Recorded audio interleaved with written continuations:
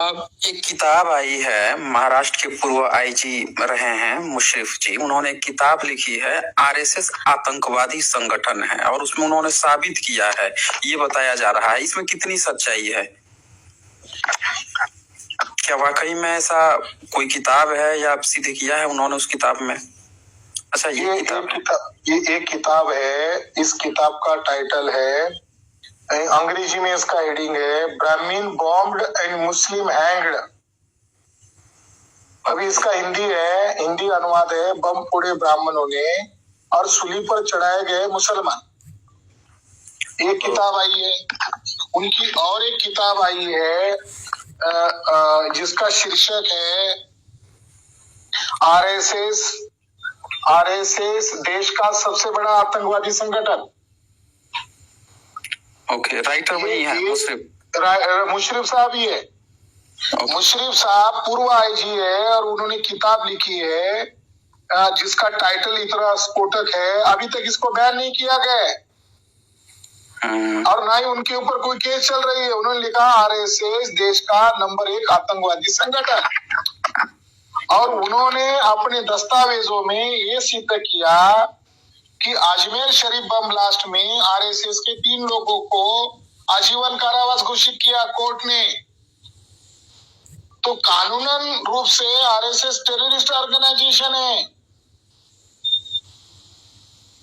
RSS के 3 worker के ऊपर इसका अजमेर शरीफ बम ब्लास्ट की जांच हुई, तो उसमें आरएसएस के लोगों के द्वारा वो बम ब्लास्ट करवाया। ये कोर्ट का जजमेंट है और आरएसएस के 3 लोगों का जीवन कारावास हुआ। तो आरएसएस ये प्रमाणित है कि वो ये प्रमाणित है कि वो आरएसएस के ही थे। ऐसा तो नहीं है कि आरएसएस ने कहा वो आरएसएस के ही थे, वो आरएसएस के ही थे। उसमें एक सुनील जोशी जो मध्य प्रदेश का था, वो आरएसएस का फुल टाइमर था। ये बात अभी भी संदिग्ध है और उनके परिवार वालों ने आरएसएस के ऊपर केस डाला था कि इन आरएसएस के लोगों ने इसका यूज किया और बाद में मरवा डाला। वो 3 लोगों में एक सुनील जोशी है जिसको मारा गया था, वो आरएसएस के लोगों ने ही, प्रज्ञा सिंह ठाकुर ने ही मारा है, ऐसा उसके परिवार का कहना था। सन 2006 में नांदेड़ में राजू कोंडुरवार नामक वो आरएसएस का वर्कर था। आरएसएस के वर्कर के घर में वो रात को बम बना रहे थे और गलती से बनाते बनाते वो फट गया। आरएसएस के वर्कर्स लोग बम बनाते हुए फट गए, तो सीबीआई जांच की गई थी और जांच में पाया गया कि आरएसएस के लोग बम बनाते हैं। जो आरडीएक्स होता है वो आरडीएक्स मार्केट में नहीं मिलता, आरडीएक्स मिलिट्री के पास होता है। अभी तक तो फिल्मों में यही दिखाया गया था कि भाई बम तो आतंकवादी बनाते हैं। तो आतंकवादी बनाते हैं। वो जो आतंकवादी वो कौन है? Lieutenant colonel Prasad Purohit military का कर्नल है, प्रज्ञा सिंह ठाकुर, सुनील जोशी, रमेश उपाध्याय, असीमानंद उर्फ असित चटर्जी। ये आरएसएस का जो सेकंड चीफ है मोहन भागवत के बाद, वो इंद्रेश कुमार। असीमानंद ने तो हलफनामा लिख के दिया था कोर्ट में कि मोहन भागवत के कहने पर ही मैंने 21 जगह बम ब्लास्ट किए। बताइए, ये तो बहुत बड़ी सबूत हो गया फिर तो, ये जब खुद ही बोल रहा है। और मुशर्रफ साहब ने फरीदाबाद में 2008 को एक गुप्त मीटिंग हुआ था और उस गुप्त मीटिंग में ये डिस्कशन किया गया है। वो सारा उनके पास 48 ऑडियो और वीडियो मिले। ये मीटिंग करते थे, उसके वीडियोग्राफी बनाकर रखते थे। तो उसमें फरीदाबाद की मीटिंग के अंदर बीजेपी के लोग इन्वॉल्व थे। केवल आरएसएस के लोग ही टेररिस्ट नहीं है, बीजेपी भी टेररिस्ट ऑर्गेनाइजेशन है। फरीदाबाद के मीटिंग के अंदर मीटिंग चल रही थी, तब एक बीजेपी का एमपी उस मीटिंग में इन्वॉल्व हुआ और पुरोहित ने उसका इंट्रोड्यूस किया कि ये माननीय सांसद है बीजेपी के और हमारे हैं। तो बड़ी आश्चर्य की बात है कि बीजेपी के लोग, और उसमें पुरोहित ने कबूल किया कि मेरी भागवत जी के साथ मीटिंग हुई, उसमें यह भी कबूल किया गया कि हैदराबाद के मस्जिद में हम लोगों ने बम ब्लास्ट किया, जगह जगह अजमेर एक समझौता एक्सप्रेस में हमने बम ब्लास्ट किया। वो सारा मैन्युस्क्रिप्ट करके कोर्ट में पेश किया गया। इन लोगों के ऊपर, आरएसएस से संबंधित लोगों के ऊपर केवल बम ब्लास्ट का आरोप नहीं है, बल्कि उनके ऊपर देशद्रोह और संविधान बदलने की साजिश रचना, ये भी आरोप है। केवल बम ब्लास्ट का आरोप नहीं है। उसके अंदर पेज नंबर 61 पर पुरोहित कहता है, we will fight this constitution, we will fight this nation is not ours. हम संविधान से लड़ेंगे, देश से लड़ना होगा, क्योंकि देश हमारा नहीं है।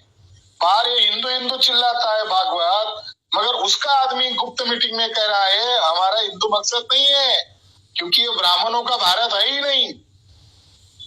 पुरोहित ने आगे लिखा 64 पर, we have to fight the constitution, we have to fight for our independence. कितनी आश्चर्य की बात है। पुरोहित कह रहा है गुप्त मीटिंग में हमें संविधान से लड़ना होगा, हमें अपनी आजादी के लिए लड़ना होगा। यानी ब्राह्मण लोग, जो टेररिस्ट ब्राह्मण लोग जो बम ब्लास्ट कर रहे थे, वो संविधान को नष्ट करना ही आजादी मान रहे थे।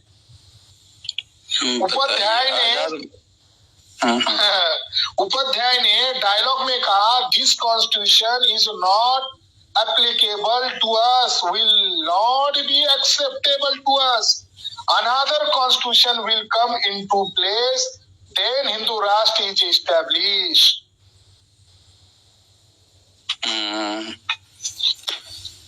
बताइए, बम बना के फोड़े जा रहे हैं, क्या क्या चल रहा है इस देश में। देखिए साथियों, ये सब जानकारियां जो है, ये कई चीजें। अच्छा, छत्रपति शिवाजी महाराज जी का पुतला जो है, पिछले सप्ताह से मैं देख रहा हूँ कि उस पर लगातार विवाद छिड़ा हुआ है महाराष्ट्र में। क्या मामला है ये जो सरकार है शिंदे, एक टूल है आरएसएस का, और उन्होंने योजना बनाकर, प्लान बनाकर ये उसको तोड़फोड़ करके लिया। शिंदे, ठाकरे की पार्टी तोड़ के, फिर शरद पवार की पार्टी तोड़ के अजित पवार को, ये तीनों की सरकार, तीन तोड़े हुए लोगों की सरकार बने।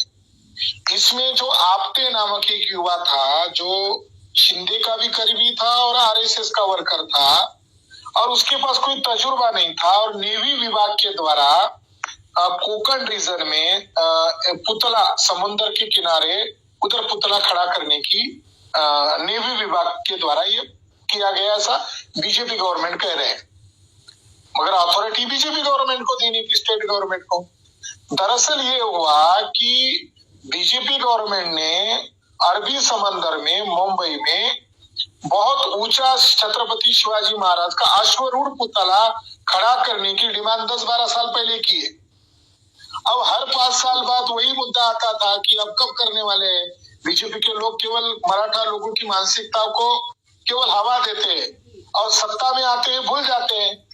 तो मोदी को लगा, बीजेपी को लगा कि 2019 का चुनाव अगर जीतना है, तो उन्होंने आनन फानन में नेवी विभाग को माध्यम करके उन्होंने कोंकण रीजन में, मुंबई के थोड़े आगे, वहां पर ये पुतला बनाया, और ये पुतला आपटे नामक आरएसएस के वर्कर के द्वारा बनाया। अब वो एकदम कार्टून है, वो छत्रपति शिवाजी महाराज का किसी भी नजर में वो पुतला भी नहीं लगता। वो ऐसा हाथ खड़ा किया हुआ है और वो पैर पर खड़ा है।